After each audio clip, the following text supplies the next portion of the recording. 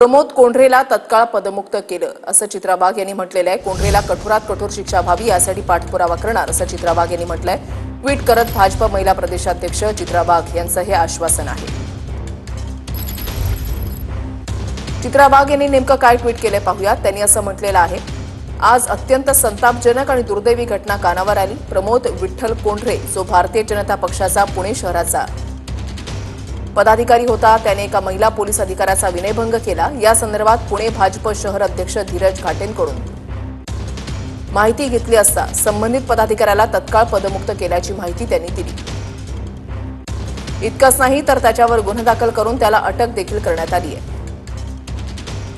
इतक्यावरच थांबणार नाही तर त्याला कठोरात कठोर शिक्षा व्हावी यासाठी मी पाठपुरावा करणार आहे। भारतीय जनता पक्ष हा संविधान, कायदा आणि महिलांच्या सन्मानावर विश्वास ठेवणारा पक्ष आहे। कोणत्याही परिस्थितीमध्ये महिला सशक्ततेविरुद्ध मग तो आमच्या पक्षाचा का असेना वागणाऱ्याला कधीही माफ केलं जाणार नाही।